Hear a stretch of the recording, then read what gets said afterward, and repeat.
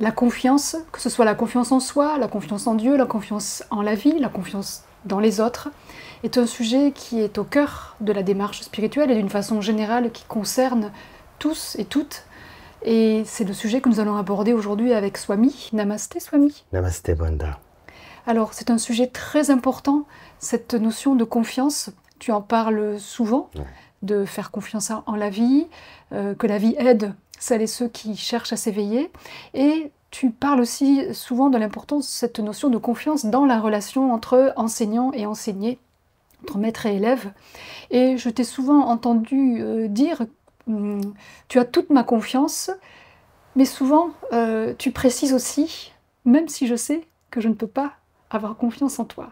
Est-ce que tu peux expliquer ce que tu veux dire précisément par cette contradiction apparente? J'ai l'impression que tu pourrais même l'expliquer aussi. Mais tu poses bien la question, en effet. Oui, d'abord, ce que tu as dit au départ, la confiance, c'est essentiel.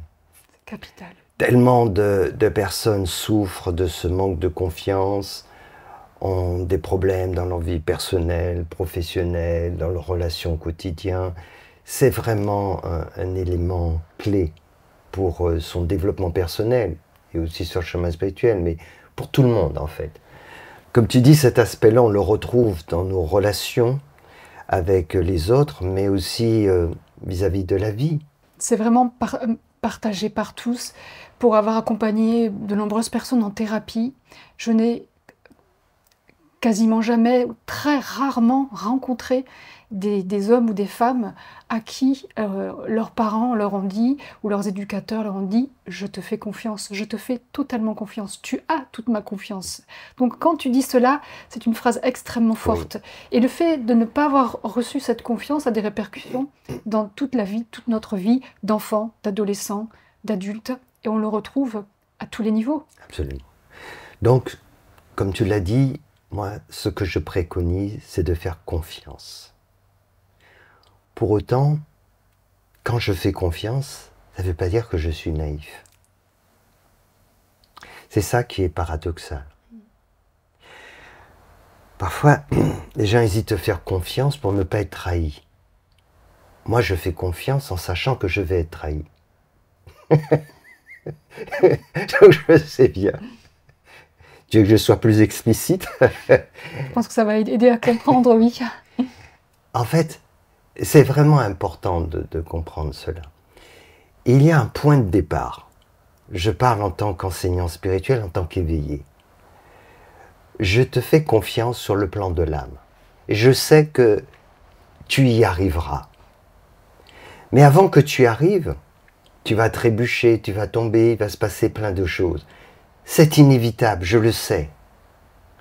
Et donc, quand par exemple je vais aider une personne, si j'apporte cette aide avec des arrière-pensées, que je n'accorde pas toute ma confiance, ça ne marchera pas. Je ne pourrai pas vraiment l'aider. Donc il m'arrive tout le temps d'accorder cette confiance, d'apporter une totale aide en sachant que l'autre va à un moment donné trébucher. Alors que je sais, au fond de moi, dans une certaine mesure, que je ne peux pas faire confiance à l'autre. Pourquoi je ne peux pas faire confiance? Il y a deux aspects. Il y a d'abord une totale confiance, comme j'ai dit, sur le plan de l'âme. Et je viens pour cela. Donc, je fais confiance à ton âme. Je sais ce qu'elle veut et je t'aiderai jusqu'au bout. Le mental, je sais que je ne peux pas lui faire confiance. C'est ainsi. Mais comme c'est avec lui que je traite, alors on va faire autrement. Je te dis, je te fais confiance, mais je sais bien qu'à un moment donné se produira une situation, la plupart du temps, qui va faire que ça ne va pas fonctionner. Et donc, qu'est-ce qui va se passer dans ce cas-là? Eh bien, dans ce cas-là, je ne remets pas tout en cause pour autant, parce que je sais que cela va se produire. Et je ne vais pas te retirer ma confiance pour autant. Alors, parfois, des personnes croient que je suis naïf. Ils disent, quand ils voient, par exemple, certaines personnes, ils disent, mais on ne peut pas lui faire confiance. Ça. Et ils ont l'impression que moi, je suis OK, j'accorde ma confiance et que je serai naïf. Mais ce n'est pas de ça qu'il s'agit. Je le rappelle. à ton âme, j'ai toute confiance. C'est ainsi. Et si je ne t'accorde pas cette confiance, tu n'y arriveras pas. Je ne peux pas t'aider en tant qu'enseignant spirituel.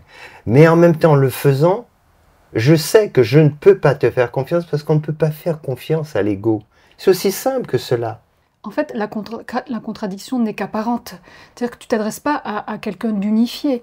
Il y a l'âme de la personne, sa conscience qui la pousse pour s'éveiller, pour manifester cette conscience, cette part lumineuse.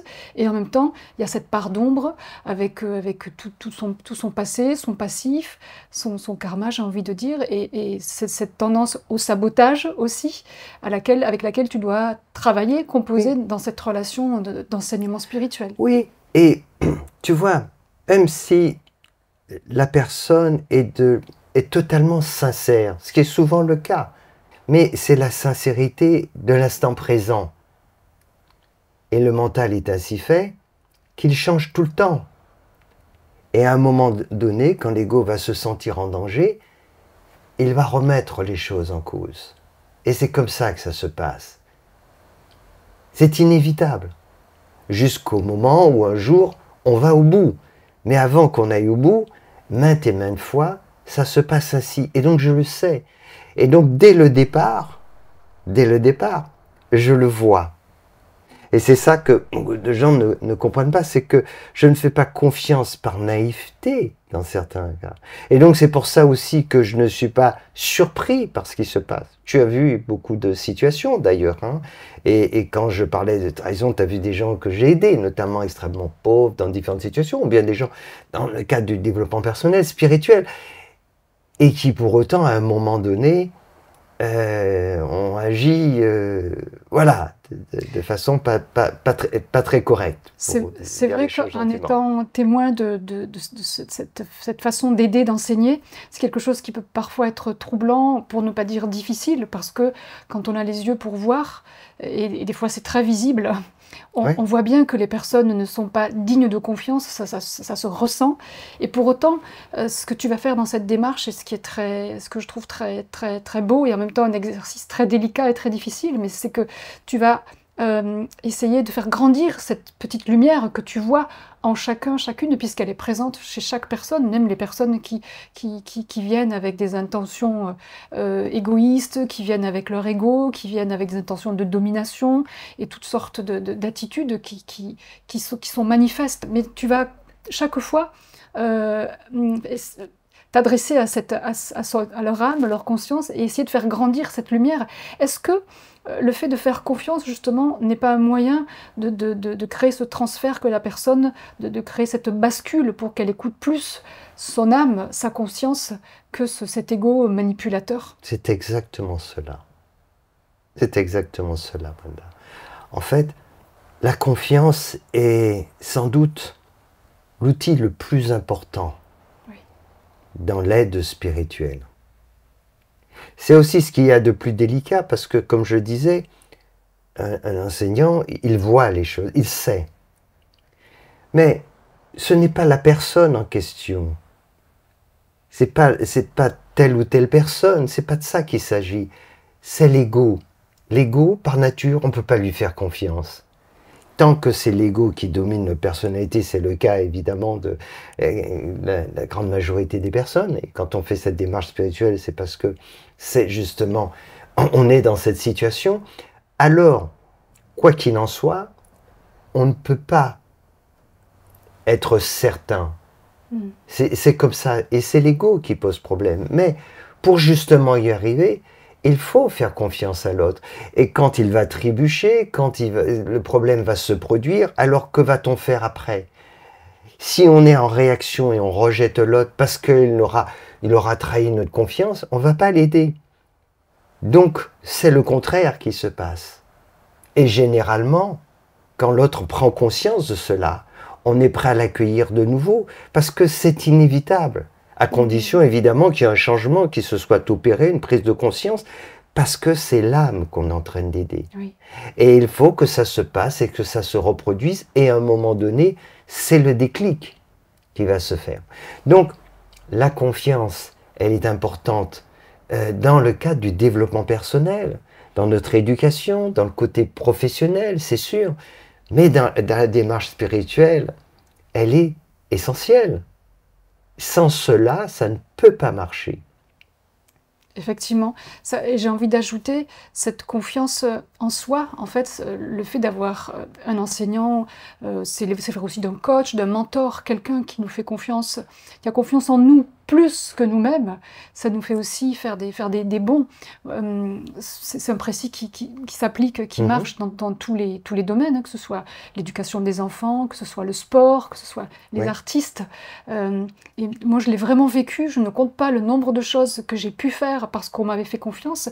Et j'ai vu aussi toute l'importance que ça avait, une importance encore plus grande dans le domaine spirituel, parce que là, il ne s'agit pas simplement de développer des ressources, d'avoir accès à des ressources, de les faire grandir, mais il s'agit à des moments de transcender des limites, de transcender des peurs, des attachements. Et le fait en fait d'avoir vécu aussi cela, c'est-à-dire d'avoir senti que tu me faisais confiance, et même c'était plus que de la confiance, c'était une forme d'assurance aussi, de foi en fait, que j'allais arriver à franchir telle ou telle étape, à réaliser telle ou telle chose. Pour moi, en fait, ça me permettait, à des moments, je l'ai vraiment vécu comme tel, je me sentais pas capable de le faire, mais le fait que tu me dises je sais que tu vas le faire, ou tu peux le faire, ou même des fois tu l'as déjà fait, et bien à ce moment-là ça m'a permis de le faire, de trouver la façon, je ne sais pas comment, mais je sais que j'ai pu le faire grâce à cette confiance. Et ça a vraiment été une aide très précieuse, et particulièrement sur le chemin spirituel, quand on est confronté à des moments où on sent qu'on est arrivé au bout de nos capacités. Oui, parce que tu dis justement, tu ne sais pas comment, c'est parce qu'en fait, ces ressources, elles sont en toi, en fait. Et c'est ce que moi je vois, c'est ce que je vois auprès de beaucoup de personnes.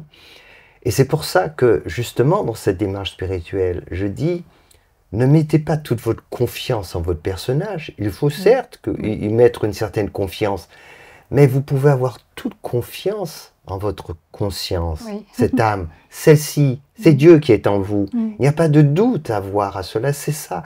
Si vous ne vous sentez pas capable à un moment donné de réaliser telle chose, c'est normal, à un moment donné on arrive à des limites. Mais ce que vous êtes réellement en tant qu'être spirituel n'a aucune limite. Ce n'est pas le problème, c'est pour ça que je t'ai dit en différentes circonstances, ce que tu cherches à obtenir, tu l'as déjà. C'est déjà là. Ce que tu souhaites faire, c'est déjà fait. Pour ta dimension spirituelle, c'est déjà réglé. Et donc, dans cette acceptation, tu permets justement à cette dimension spirituelle de pouvoir intervenir, de pouvoir s'exprimer dans ce monde, à ton niveau de conscience. Et c'est pour ça qu'il se produit des choses étonnantes ainsi. Donc, cette confiance en soi, parce qu'elle est importante aussi, tu en parlais au tout début, il faut se dire que même si on doute parfois de ses capacités, sur le côté de son personnage, en tant que personne physique, etc., c'est pas trop ça le problème. Ce qui est important, c'est de garder à l'esprit, mais au fond, qui suis-je? Et quand on comprend qui on est, quand on comprend vraiment qu'il y a à la fois cette dimension éphémère, ce corps qui a ses qualités, ses défauts, ses limites, mais cette dimension spirituelle de notre être, cette expression de la conscience universelle, n'a aucune limite dans le temps, dans l'espace et dans les pouvoirs. Elle est créatrice de ce monde. Donc, cet aspect qui nous concerne le plus, qui est notre réalité, notre ultime réalité, bien sûr qu'on peut avoir toute confiance en elle. C'est elle qui est créatrice de ce rêve dans lequel on évolue et du personnage dans lequel on se trouve. Quand on a compris cela, ça change tout. On lâche prise. Et là, on s'en remet à cette conscience divine.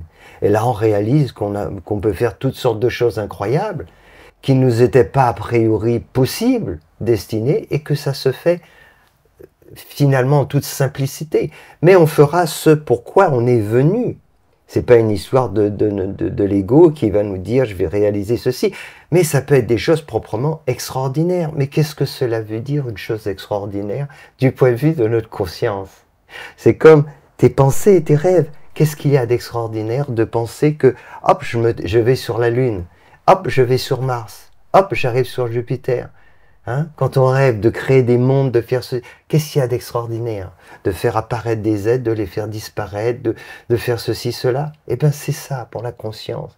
Ça n'a rien d'extraordinaire, tout cela. Donc, c'est important de l'avoir à l'esprit et de se dire, en cette conscience universelle qui réside en moi, je peux avoir toute confiance et je m'en remets totalement. Et c'est finalement cette confiance que j'accorde à l'autre. J'accorde cette confiance parce qu'en chacun, chacune, je vois Dieu. Et Dieu, je ne peux qu'avoir confiance. C'est aussi simple que cela. C'est aussi ce que tu dis quand tu dis qu'à chacun, à chacune qu'il va s'éveiller, que nous sommes tous programmés pour cela. Bien et donc, entendu. Inévitablement, nous parviendrons tous à cela. Bien entendu. Et c'est juste ce qu'il faut comprendre, c'est qu'après, et cette conscience, elle est dans un corps, voilà, c'est l'ego, et je sais que l'ego, voilà, il va dire oui, j'y vais, et fais-moi confiance, etc. Mais bon, il va trébucher. Mais ce n'est pas grave, c'est une péripétie. Et c'est pas ça qui fera que je vais enlever ma confiance en l'autre, car je fais confiance à l'autre sur le plan de l'âme. Je te fais toute confiance. Et je fais toute confiance à chacun et à chacune d'entre vous, car je sais qu'immanquablement, vous parviendrez un jour à cet éveil de votre conscience, et mon rôle, c'est d'aider celles et ceux qui souhaitent justement avoir cette aide sur ce chemin spirituel. En vous, j'ai toute confiance.